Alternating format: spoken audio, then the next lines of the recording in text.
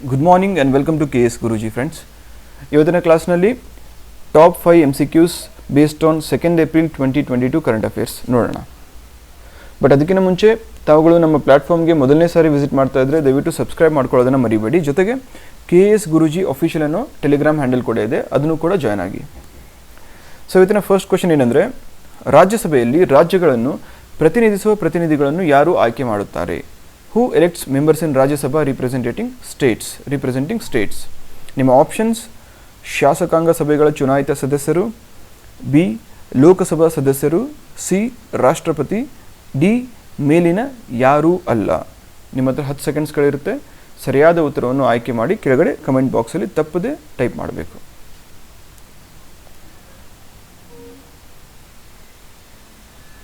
ಸರಿಯಾದ ಉತ್ತರ ಎ ಶಾಸಕಾಂಗ ಸಭೆಗಳ ಚುನಾಯಿತ ಸದಸ್ಯರು.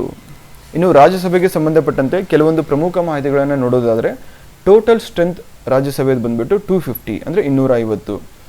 ಆ 250ರಲ್ಲಿ 12 ಜನರನ್ನು ನಮ್ಮ ಭಾರತದ ರಾಷ್ಟ್ರಪತಿಗಳು ಎವ್ರಿ 6 ಇಯರ್ಸ್ ನಾಮಿನೇಟ್ ಮಾಡ್ತಾರೆ. ಈ ನಾಮಿನೇಟೆಡ್ ಮೆಂಬರ್ಸ್ 4 ಕ್ಷೇತ್ರದಿಂದ ಬರಬಹುದು. ಯಾವ್ಯಾವುದು ಅಂದರೆ ಸಾಹಿತ್ಯ ಆಗಿರ್ಬೋದು, ವಿಜ್ಞಾನ ಆಗಿರ್ಬೋದು, ಕಲೆ ಆಗಿರ್ಬೋದು ಮತ್ತು ಸಾಮಾಜಿಕ ಸೇವೆ. ಈ 4 ಕ್ಷೇತ್ರಗಳಿಂದ 12 ಜನರನ್ನು 6 ವರ್ಷಕ್ಕೊಂದ್ಸಲಿ ನಾಮಿನೇಟ್ ಮಾಡುವಂಥ ಪವರ್ ಅಥವಾ ಅಧಿಕಾರ ಯಾರಿಗಿರುತ್ತೆ? ರಾಷ್ಟ್ರಪತಿಗಿರುತ್ತೆ. ಇನ್ನು 12 ಜನ ಬಿಟ್ಟರೆ ಉಳಿದವರಷ್ಟು 238. ಸೊ ಈ 238 members will represent States and union territories, ಅಂದರೆ ರಾಜ್ಯಗಳು ಮತ್ತು ಕೇಂದ್ರಾಡಳಿತ ಪ್ರದೇಶಗಳನ್ನು ರಿಪ್ರೆಸೆಂಟ್ ಮಾಡೋರು 238 ಜನ ಇರ್ತಾರೆ. ಸೊ ಇನ್ನು ಎಲೆಕ್ಷನ್ ಪ್ರೊಸೆಸ್ ಹೆಂಗಿರುತ್ತೆ ಅಂದರೆ, ರಾಜ್ಯಗಳನ್ನು ಅಂದರೆ ಸ್ಟೇಟ್ಗಳನ್ನು ರಿಪ್ರೆಸೆಂಟ್ ಮಾಡೋರನ್ನ ಆಯಾ ರಾಜ್ಯಗಳ ಶಾಸಕಾಂಗ ಸಭೆಗಳ ಚುನಾಯಿತ ಸದಸ್ಯರು, ಅಂದರೆ ಲೆಜಿಸ್ಲೇಟಿವ್ ಅಸೆಂಬ್ಲಿಯಲ್ಲಿ ಇರುವಂತಹ elected members only, not nominated members. Elected members using single transferable vote ಅಂತ ಕರೀತಾರೆ. ಒಂದೇ ವರ್ಗಾವಣೆ ಮಾಡಬಹುದಾದ ಮತದ ಮೂಲಕ ಎಲೆಕ್ಟ್ ಮಾಡ್ತಾರೆ. ಯಾರನ್ನ? ರಾಜ್ಯಗಳನ್ನು ರಿಪ್ರೆಸೆಂಟ್ ಮಾಡುವಂತಹ ರಾಜ್ಯಸಭಾ ಮೆಂಬರ್ಸ್. ಇನ್ನು ಯೂನಿಯನ್ ಟೆರಿಟರೀಸ್ನ ರಿಪ್ರೆಸೆಂಟ್ ಮಾಡುವಂತಹ ಮೆಂಬರ್ಸ್ನ ಯಾವ ರೀತಿಯಲ್ಲಿ ಅಪಾಯಿಂಟ್ ಮಾಡ್ಬೋದು ಅಥವಾ ಆಯ್ಕೆ ಮಾಡ್ಬೋದು ಅಂತ ಡಿಸೈಡ್ ಮಾಡುವಂಥ ಅಧಿಕಾರ ಯಾರಿಗೆ ಕೊಟ್ಟಿದೆ? ನಮ್ಮ ಸಂವಿಧಾನ, ಸಂಸತ್ತು ಅಂದರೆ ನಮ್ಮ ಪಾರ್ಲಿಮೆಂಟ್ಗೆ ಈ ಒಂದು ಪವರ್ನ ನಮ್ಮ ಸಂವಿಧಾನ ಕೊಟ್ಟಿರುತ್ತೆ. ಸೊ ಈ ರೀತಿ ನಮ್ಮ ಪ್ರಶ್ನೆಗೆ ಉತ್ತರ ಏನಂದರೆ, ರಾಜ್ಯಗಳನ್ನು ಪ್ರತಿನಿಧಿಸುವ ಸದಸ್ಯರನ್ನು ರಾಜ್ಯಗಳ ಶಾಸಕಾಂಗ ಸಭೆಗಳ ಚುನಾಯಿತ ಸದಸ್ಯರು ಆರಿಸುತ್ತಾರೆ. ಅದರ ಜೊತೆಗೆ ಇನ್ನೊಂದು ಮುಖ್ಯವಾದ ಅಂಶ ಏನಂದರೆ, ರಾಜ್ಯಸಭೆ ಯಾವತ್ತಿದ್ರೂ ವಿಸರ್ಜನೆಗೆ ಒಳಪಡುವುದಿಲ್ಲ. ಅಂದರೆ it can never be dissolved, it's a permanent house ಅಂತ ಕರಿತೀವಿ. ಏನಿದ್ರ ಕಾರಣ?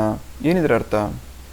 ಇದರ ಅರ್ಥ ಏನಂದರೆ, ಅನ್ಲೈಕ್ ಲೋಕಸಭೆಯಲ್ಲಿ 5 ವರ್ಷಕ್ಕೊಂದ್ಸಲಿ ಎಲೆಕ್ಷನ್ ಬರುತ್ತೆ, ಹಿಂದಿನ ಹೌಸ್ ಡಿಸಾಲ್ವ್ ಆಗುತ್ತೆ, ಹೊಸ ಮೆಂಬರ್ಸ್ ಬಂದು ಜಾಯ್ನ್ ಆಗ್ತಾರೆ.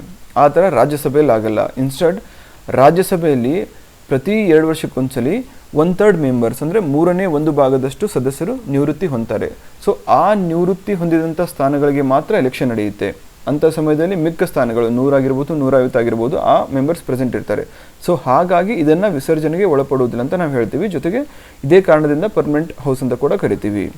ಇದಲ್ಲದೇ ಸಪೋಸ್ ಕರ್ನಾಟಕ ರಿಪ್ರೆಸೆಂಟ್ ಮಾಡುವಂಥ ಒಬ್ಬರು ಮೆಂಬರ್ ರಾಜ್ಯಸಭೆಗೆ ಅಪಾಯಿಂಟ್ ಆಗಿರ್ತಾರೆ ಅಂದ್ಕೊಳ್ಳಿ. ಅವರು 2 ವರ್ಷ ಕೆಲಸ ಮಾಡಿಬಿಟ್ಟು 2 ವರ್ಷ ತಮ್ಮ ಅಧಿಕಾರ ಅನುಭವಿಸ್ಬಿಟ್ಟು ರೆಸಿಗ್ನೇಷನ್ ಕೊಟ್ಟರು ಅಂದರೆ ಅವರಿಗೆ ಉಳಿದಿರುವಂಥ 4 ವರ್ಷ ಏನಿರುತ್ತಲ್ಲ, ಆ 4 ವರ್ಷಕ್ಕೆ ಹೊಸ ಮೆಂಬರ್ಸ್ ಅಪಾಯಿಂಟ್ ಆಗ್ತಾರೆ. ಅಂದರೆ ಹೊಸದಾಗಿ ಯಾರಾದರೂ MP ರಾಜ್ಯಸಭೆಗೆ ಆಯ್ಕೆ ಆದರೆ ಅವರ ಸ್ಥಾನದಿಂದ ಉಳಿದಿರೋ 4 ವರ್ಷಕ್ಕೆ ಮಾತ್ರ ಅವ್ರು ಸರ್ವ್ ಮಾಡ್ತಾರೆ. ಸೊ ಅಪಾಯಿಂಟ್ ಆದ ದಿನದಿಂದ 6 ವರ್ಷಕ್ಕೆ ಸರ್ವ್ ಮಾಡಲ್ಲ, ರಿಮೈಂಡರ್ ಪೀರಿಯಡ್ ಅಂತ ಕರಿತೀವಿ. ಸೊ ಆ ಉಳಿದ ಅವಧಿಗೆ ಮಾತ್ರ ಅವರು ಸೀಮಿತ ಆಗಿರ್ತಾರೆ. ಸೊ ಈ 2 ಇಂಪಾರ್ಟೆಂಟ್ ಪಾಯಿಂಟ್ಸ್ನ ತಿಳ್ಕೊಳ್ಬೇಕು. ನೆಕ್ಸ್ಟ್ ಕ್ವಶನ್ ಈಸ್, ಯಾವ ದೇಶದಲ್ಲಿ ಸಾಗರಯಾನ ರಕ್ಷಣಾ ಸಮನ್ವಯ ಕೇಂದ್ರವನ್ನು MRCC ಇತ್ತೀಚೆಗೆ ಭಾರತ್ ಎಲೆಕ್ಟ್ರಾನಿಕ್ಸ್ ಲಿಮಿಟೆಡ್ ಸ್ಥಾಪಿಸಲು ನಿರ್ಧರಿಸಿದೆ? ಯಾವ ಕೆಳಗಿನ ಕಂಟ್ರಿಯಲ್ಲಿ? ನಿಮ್ಮ options: Sri Lanka, Maldives, Nepal, none of the above. ಸರಿಯಾದ ಆನ್ಸರ್ನ ಕೆಳಗಡೆ ಕಮೆಂಟ್ ಬಾಕ್ಸಲ್ಲಿ ತಿಳಿಸಬೇಕು. 10 ಸೆಕೆಂಡ್ಗಳ ಕಾಲಾವಕಾಶ ಕೊಡ್ತೀನಿ.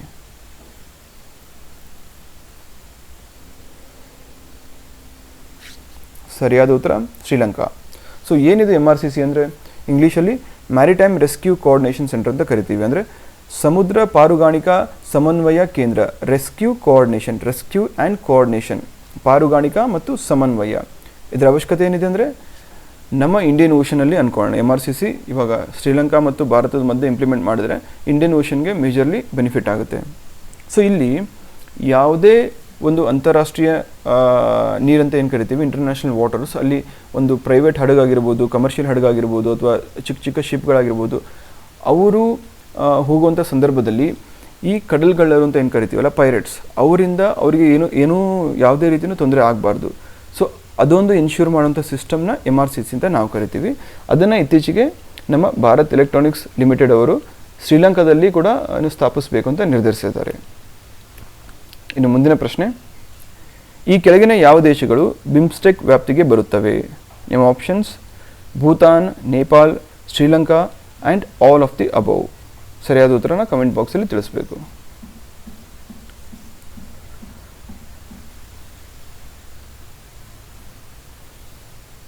ಸರಿಯಾದ ಉತ್ತರ D, all of the above. ಏನಿದು ಬಿಮ್ಸ್ಟೆಕ್? ಬಿಮ್ಸ್ಟೆಕ್ ಅಂದರೆ ಹೆಸರಲ್ಲೇ ಇರುತ್ತೆ ನೋಡಿ. ಆ ಹೆಸರು ಅರ್ಥ ಮಾಡ್ಕೊಂಡ್ಬಿಟ್ರೆ ನಿಮಗೆ ಅದ್ರ ಮೆಂಬರ್ಸ್ ಕೂಡ ಅರ್ಥ ಆಗ್ತಾರೆ. ಬಿಮ್ಸ್ಟೆಕ್ ಆಗಿರ್ಬೋದು, ಸಾರ್ಕ್ ಆಗಿರ್ಬೋದು, ಆಸಿಯಾನ್ ಆಗಿರ್ಬೋದು.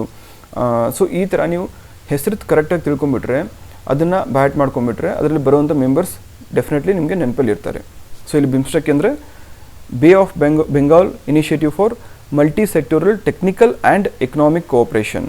ಅಂದರೆ ಬೇ ಆಫ್ ಬೆಂಗಾಲ್, ಈ ಬೇ ಆಫ್ ಬೆಂಗಾಲ್ ಏನು ರೀಜನ್ ಇದೆ, ಇದ್ರ ಸುತ್ತಮುತ್ತ ಬರುವಂತಹ ದೇಶಗಳನ್ನು ನಾವು ಈ ಒಂದು ಬಿಮ್ಸ್ಟೆಕಲ್ಲಿ ಕಾಣ್ತೀವಿ. ಯಾವ್ಯಾವ ದೇಶ ಅಂದರೆ 5 ದೇಶ ಸೌತ್ ಏಷ್ಯಾದಿಂದ ಇದ್ದಾವೆ, ಇನ್ನು 2 ದೇಶ ಸೌತ್ ಈಸ್ಟ್ ಏಷ್ಯಾದಿಂದ ಇದ್ದಾವೆ. 5 ದೇಶ ಸೌತ್ ಏಷ್ಯಾದಿಂದ ಇರುವಂಥವು ಯಾವ್ಯಾವುದು ಅಂದರೆ ಬಾಂಗ್ಲಾದೇಶ್, ಭೂತಾನ್, ಇಂಡಿಯಾ, ನೇಪಾಲ್ ಆ್ಯಂಡ್ ಶ್ರೀಲಂಕಾ. ಅದ್ರ ಜೊತೆಗೆ ಇನ್ನು ಮಿಕ್ಕಿದ 2 ದೇಶ ಸೌತ್ ಈಸ್ಟ್ ಏಷ್ಯಾದಿಂದ ಇರುವ ಯಾವ್ಯಾವ ಅಂದರೆ ಮಯನ್ಮಾರ್ ಮತ್ತು ಥೈಲ್ಯಾಂಡ್. ಸೊ ಇದ್ರ ಉದ್ದೇಶ ಏನಂದರೆ ಈ ರೀಜನಲ್ಲಿ ಬರುವಂಥ ಎಲ್ಲ ದೇಶಗಳು ಒಗ್ಗೂಡಿಕೊಂಡು ಸಹಕಾರದಿಂದ ಎಕನಾಮಿಕ್ಸ್ ಆಗಿರ್ಬೋದು, ಮಿಲಿಟ್ರಿ ಆಗಿರ್ಬೋದು, ಅಥವಾ ವೇರಿಯಸ್ ಸಪೋರ್ಟಿವ್ ಇನಿಷಿಯೇಟಿವ್ಸ್ ಆಗಿರ್ಬೋದು, ಒಬ್ರಿಗೊಬ್ಬರು ಸಹಕಾರ ಕೊಟ್ಕೊಂಡು ಒಂದು ಪೀಸ್ ಮತ್ತು ಶಾಂತಿ ಮತ್ತು ಸಹಬಾಳ್ವಿಕೆಯನ್ನು ಎನ್ಶ್ಯೂರ್ ಮಾಡುವಂಥ ಉದ್ದೇಶ ಈ ಬಿಮ್ಸ್ಟೆಕ್ ಆಗಿರುತ್ತೆ.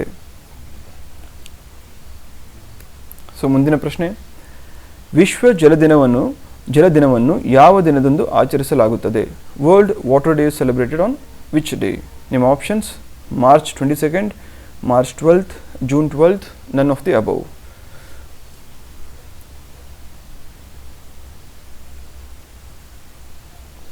ಸರಿಯಾದ ಉತ್ತರ ಮಾರ್ಚ್ 22. ಸೊ ಇತ್ತೀಚೆಗೆ ಮಾರ್ಚ್ 22 ಅಂದು ವಿಶ್ವ ಜಲ ದಿನವನ್ನು ಆಚರಿಸಿದ್ದೀವಿ. ಸೊ ಇದನ್ನು ಆಚರಿಸುವಂಥವ್ರು ಯಾರು ಅಂದರೆ ಮುನ್ನಡೆಸ್ಕೊಂಡು ಹೋಗುವಂಥವ್ರು ಯಾರು ಅಂದರೆ UN ವಾಟರ್ ಅಂತ ಒಂದು ಆರ್ಗನೈಸೇಷನ್ ಇದೆ ವಿಶ್ವಸಂಸ್ಥೆ ಅಂಡರಲ್ಲಿ. ಸೊ ಅವರು ಇದನ್ನು ಮುನ್ನಡೆಸ್ಕೊಂಡು ಹೋಗ್ತಾರೆ. ಸೊ ಈ ದಿನದಂದು ಒಂದು ರಿಪೋರ್ಟ್ನ ರಿಲೀಸ್ ಮಾಡಲಾಗುತ್ತೆ. ಆ ರಿಪೋರ್ಟ್ ಹೆಸರು UN world water development report ಅಂತ ಇದ್ರ ರಿಪೋರ್ಟ್ ಹೆಸರು. ಅದನ್ನು ನೆನ್ಪಿಟ್ಕೊಳ್ಳಿ. ಇದ್ರ ಜೊತೆಗೆ ಪ್ರತಿ ವರ್ಷ ಒಂದು ಥೀಮ್ ಇರುತ್ತೆ. ಸೊ ಈ ವರ್ಷದ ಥೀಮ್ ಏನಂದರೆ ಅಂತರ್ಜಲದ ಅದೃಶ್ಯವನ್ನು ಗೋಚರಿಸುವಂತೆ ಮಾಡುವುದು. ಅಂದರೆ ನಮ್ಮ ಭೂಮಿಯಲ್ಲಿ ಅಂತರ್ಜಲ ಮಟ್ಟ ಕುಸಿತಾ ಇದೆ. ಎಸ್ಪೆಷಲಿ ನಮ್ಮ ಭಾರತ ದೇಶ ನೋಡಿದಾಗ ಪಂಜಾಬು ಹರಿಯಾಣದಲ್ಲಿ ಬೈ 2039 ಅಂತರ್ಜಲ ಯಾವ ಮಟ್ಟಕ್ಕೆ ಕುಸಿಯುತ್ತೆ ಅಂದರೆ ಅಲ್ಲಿ ಬೋರ್ ಹಾಕಿದ್ರೂ ನೀರು ಸಿಗಲ್ಲ ಅಂತ ಒಂದು ವರದಿ ಹೇಳುತ್ತೆ. ಬೇರೆ ವರದಿ ಅಲ್ಲ, ನಮ್ಮ ಯುನೈಟೆಡ್ ನೇಷನ್ಸ್ ವರದಿನೇ ಹೇಳುತ್ತೆ.